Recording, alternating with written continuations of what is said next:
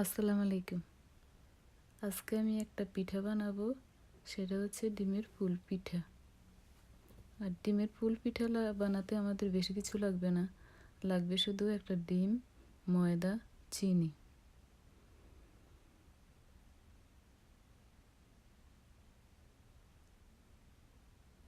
এবার আমি চলে যাচ্ছি ডিমের পিঠা সেই ডো বানাতে। আমি নিয়েছি একটা ডিমটা রুম টেম্পারেচারে থাকলে ভালো হয়, ফ্রিজের হলেও কোনো অসুবিধা নাই। তারপরে আমি দিয়ে দিচ্ছি চিনি আমি দেব 3 টেবিল চামচ। আপনারা যদি বেশি মিষ্টি খেতে চান আপনারা আরও বেশি মিষ্টি দিতে পারেন, তাতেও কোনো অসুবিধা নেই। তবে আমি দিচ্ছি শুধু 3 টেবিল চামচ একটা ডিমের জন্য।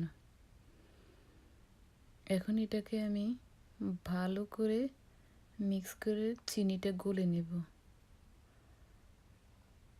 চিনিটা ভালো করে গলে যাওয়ার পরে আমি এটাতে এখন দিয়ে দিব পরিমাণ মতো লবণ। দিয়ে আবারও আমি ভালো করে এবার নিয়ে নিচ্ছি। এবার দিয়ে দিচ্ছি ময়দার কোনো পরিমাপ নাই। আপনারা যদি চিনি বেশি দেন তাতে ময়দা একটু বেশি লাগবে, চিনির পরিমাণ কম পড়লে ময়দা একটু কম লাগবে। সেটা আপনারাই বুঝতে পারবেন, রুটি বানানোর কাই যেভাবে হয় ঠিক সেইভাবেই হবে। আমি একটু একটু করে ময়দা দিচ্ছি আর মেখে নিচ্ছি। আমার যতটুকুন দরকার আমি ঠিক ততটুকুনি ময়দা দেব। দিয়ে ভালো করে মথে নেব এটাকে। আমার অলমোস্ট হয়ে গেছে।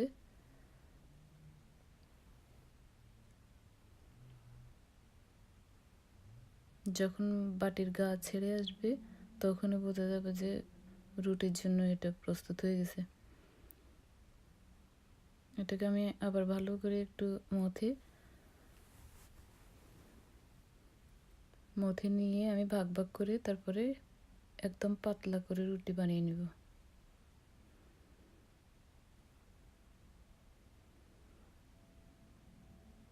আমি এটাকে 3 ভাগ করে নিচ্ছি।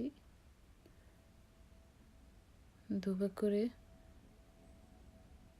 এরকম একটা কাপ নিয়েছি আমি, যাতে এটাতে গোল করে কাটতে পারি। আর আমার কাপটার মুখে একটু ধারালো আছে, সেজন্য সুবিধা আছে। এবার আমি এটাকে একদম পাতলা করে বড় করে একটা রুটি বানিয়ে নেব।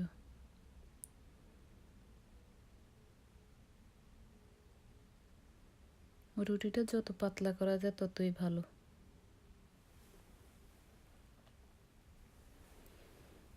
ততই পিঠাগুলি মুসমুসে হয় বেশি। আর রুটি অলমোস্ট বানানো শেষ। দেখতে পাচ্ছেন রুটিটা একদম পাতলা।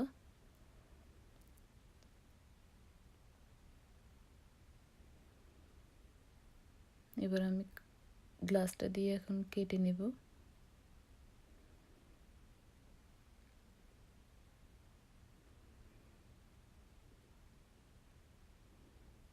একটা একটা পিস আমি কেটে নিয়ে তারপর দেখাচ্ছি কিভাবে বানাতে হয়। এই যেভাবে 2 হাতের আঙুলের মাথায় রেখে মাঝখান ধরে ভাঁজ করে করে ভালো করে একটু চাপ দিতে হবে,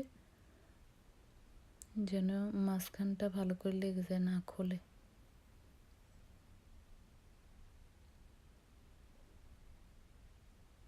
আবারও একটা কেটে ঠিক ওইভাবে বানাবো।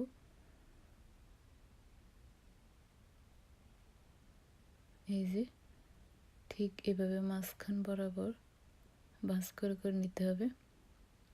এবার আমি এটাকে ওটার উপরে দিয়ে ভালো করে একটু চাপ দিয়ে নিব।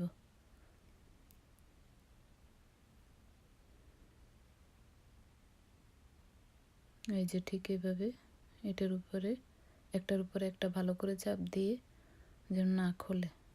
আর আপনারা যদি মনে করেন এটা স্টিকি না হয় তাহলে আপনারা মাঝখানে একটু পানি দিয়ে তারপর একটার উপর একটা বসিয়ে নিতে পারেন।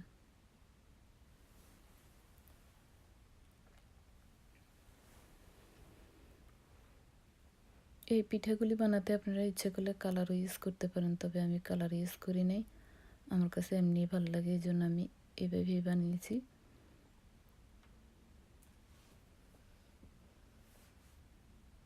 এই যে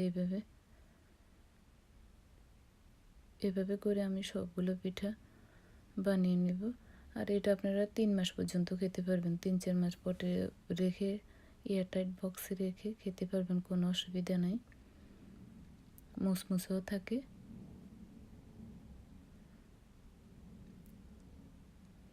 সময় স্বল্পতার জন্য মেহমান আসার অনেক আগে আপনারা বানিয়ে রাখতে পারবেন এটা।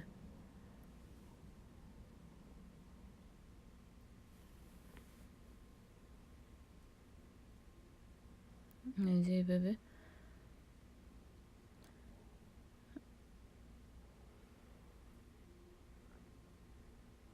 চারটা পিঠা আমার হয়ে গেছে, এগুলো আমি প্লেটে তুলে নিচ্ছি। তুলে নিয়ে আমি আবারও আরেকটা রুটি দিয়ে বানিয়ে আবারও দেখাবো। আপনারা চাইলে অন্য কিছু ছাঁচ দিয়েও এগুলা বানাতে পারেন, গোল করে কেটে নিয়ে মাঝখানটা ভাঁজ করলে সেগুলো হয়তো অন্যরকম হবে।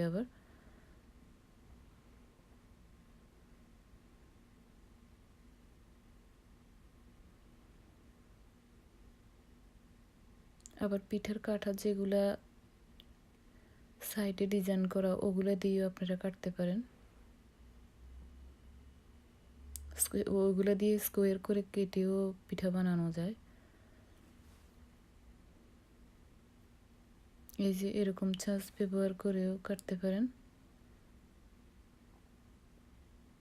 আমি এটা দিয়ে বানাবো না, জাস্ট এমনি কেটে আপনাদেরকে দেখাচ্ছি। যে কোনো ছাঁচ আপনারা এইভাবে ব্যবহার করতে পারেন।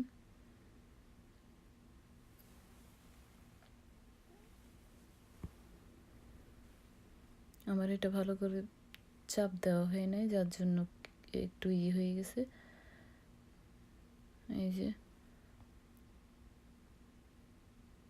এই যে এভাবে আপনারা অন্য কোনো ছাঁচও ইউজ করতে পারেন। এবার আমি চলে যাব ছাঁকতে।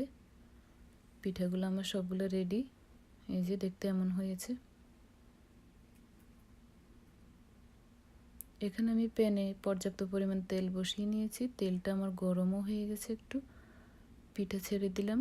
কিন্তু এটা বেশি গরম তেল, এটা ভাজা যাবে না, একদম লো আছে এটা ভাজতে হবে, যেন পিঠাগুলো মুচমুচে হয়, না হলে কিন্তু মাঝখান একটু নরম থেকে যাবে, অনেক দিন এটা থাকবে না।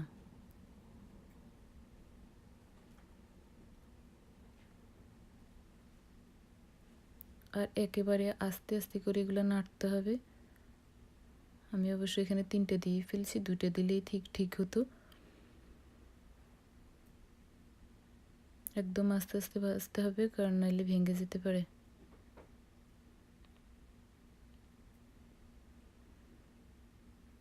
এই যে আমার এগুলো প্রায় হয়ে আসছে, আমি এগুলোকে একটু উল্টিয়ে দেব।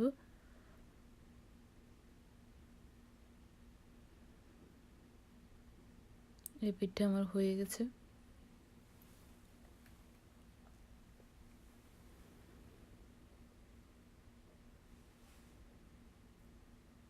এই যে এই পিঠটা আমার হয়ে গেছে, ওই পিঠটা আর একটু হলেই আমি নামিয়ে নেব। এই যে আমার একটা পিঠা ভেঙে গেছে, 2টা পিঠা এখানে দিলেই ঠিক হতো।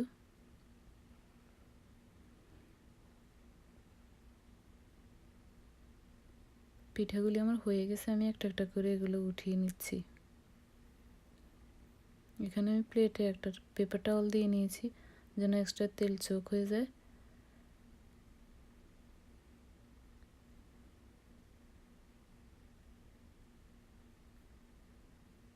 আমি আরও কয়টা পিঠা ছেঁকে নিয়ে তারপরে ফিরে আসছি।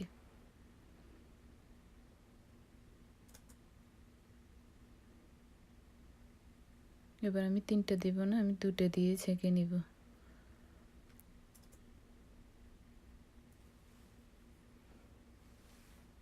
পিঠাগুলি আসলেই দেখতে অনেক সুন্দর, খেতেও মজা, রেখে রেখে খাওয়া যায়। এই দুটি পিঠাও আমার হয়ে গেছে প্রায়।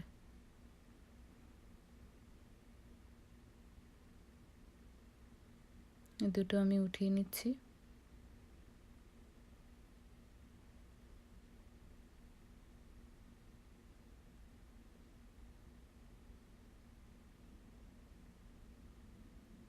সবগুলি পিঠা ভাজা শেষ। দর্শক, ফিরে আসলাম প্লেট নিয়ে আপনাদের জন্য। আমার পিঠাগুলি যদি ভালো থেকে অবশ্যই সাবস্ক্রাইব করবেন, একটা লাইক দেবেন, শেয়ার করবেন। আর পিঠাগুলি আমি একটা ভেঙে দেখাচ্ছি। এগুলি এতই মুচমুচে, আপনি হয়তো শুনতে পাচ্ছেন না এগুলো কীরকম একটা মুচমুচে। এই জন্য এগুলো অনেক দিন সংরক্ষণ করা যায়।